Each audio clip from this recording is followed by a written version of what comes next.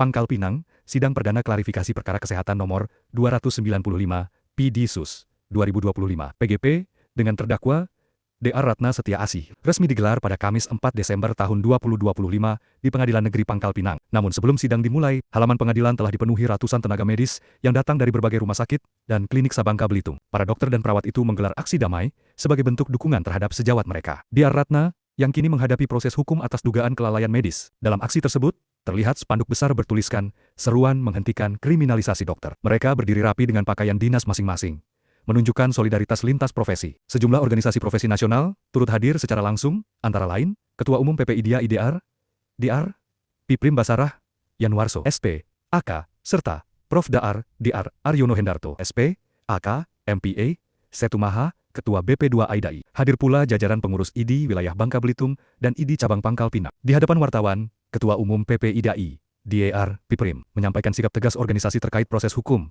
yang menimpa DR Ratna. Ia menyoroti janggalnya prosedur penetapan tersangka, yang menurutnya tidak melalui mekanisme profesional yang semestinya. Kami sangat menyayangkan terjadinya kasus ini. Penetapan tersangka berdasarkan rekomendasi MDP, yang bahkan tidak melalui persidangan etik, sebagaimana mestinya. DR Ratna tidak diberi kesempatan membela diri, atau menghadirkan saksi-saksi uji. Tiba-tiba saja keluar rekomendasi, dan kami pun tidak diberitahu isinya. Tahu-tahu Dr. Ratna ditetapkan sebagai tersangka, ujarnya. IDAI mempertanyakan, alasan hanya DR Ratna yang ditetapkan sebagai tersangka.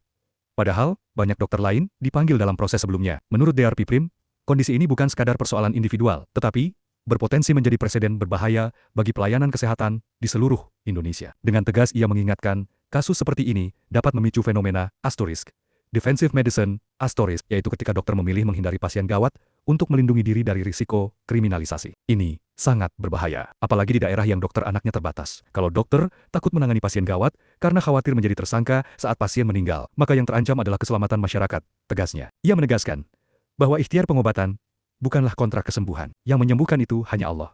Dokter berusaha maksimal, tapi bisa berhasil, bisa gagal. Tidak ada dokter yang punya niat membahayakan pasien. Kami dididik bertahan-tahan untuk menyelamatkan nyawa, bukan mencelakakan, katanya. IDAI juga khawatir kasus ini akan berdampak luas jika tidak segera diluruskan. Apalagi jika DR Ratna benar-benar menghadapi ancaman hukuman penjara. Nauzubillah, kalau itu sampai terjadi, dampaknya akan amat buruk.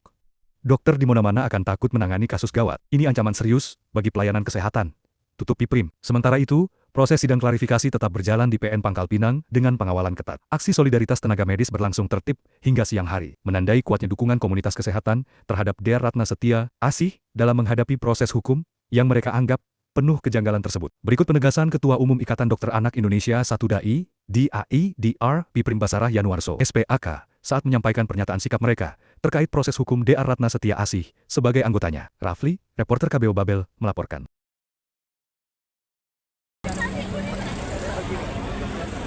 Ya, jadi kami dari saya Ketua Ikatan Dokter Indonesia dengan Pak Mariono dari BP2 Pusat IDAI, kami tentu sangat menyayangkan ya terjadinya kasus yang menurut kami ini sangat-sangat menyalahi prosedur yang seharusnya ada. Jadi dokter Ratna ditersangkakan berdasarkan barang bukti yang salah satunya rekomendasi MDP. Padahal rekomendasi itu keluar tidak berdasarkan persidangan yang seharusnya. Dokter Ratna tidak ada kesempatan untuk melakukan pembelaan, menghadirkan saksi ahli dari IDAI, itu tidak ada sama sekali. Tiba-tiba saja keluar rekomendasi, dan kami pun tidak tahu rekomendasinya bunyinya apa gitu. Tahu-tahu rekomendasinya diberikan ke polisi dan dokter Ratna menjadi tersangka. Padahal setahu kami itu ada banyak dokter yang dipanggil, kemudian tersangkanya juga kenapa hanya dokter Ratna aja gitu. Jadi ini memang hal-hal yang perlu kita lakukan protes ya, karena kalau ini seperti ini terus, apalagi di daerah-daerah yang dokter anaknya terbatas, dokter akan takut merawat pasien yang gawat. Dan yang kita takutkan adalah defensive medicine. Artinya dokter cari selamat sendiri, pasien gawat dia hindari. Ini sangat berbahaya bagi kesehatan anak-anak maupun masyarakat seluruhnya di Indonesia.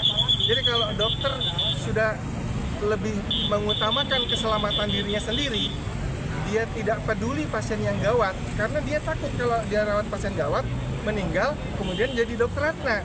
Dia akan takut itu. ini akan sangat berbahaya di daerah-daerah dengan dokter yang terbatas. Jadi kasus ini memberi pelajaran kepada kita, jangan sampai upaya seorang dokter menyelamatkan pasien yang sudah berat, ya, namanya ikhtiar pengobatan itu bukan kontrak sembuh. Yang menyembuhkan itu hanya Allah. Dokter itu ikhtiar untuk mengobati, gitu. Jadi, dan tidak ada pernah dokter itu niat untuk membunuh pasien. Kita dididik menjadi dokter belasan tahun, puluhan tahun, tujuannya adalah untuk menyelamatkan pasien. Tapi bisa berhasil, bisa gagal. Karena yang menyembuhkan itu hak prerogatifnya Allah. Jadi kalau setiap pasien diobati kemudian meninggal, dokternya tersangka, dokter akan cari selamat dirinya sendiri.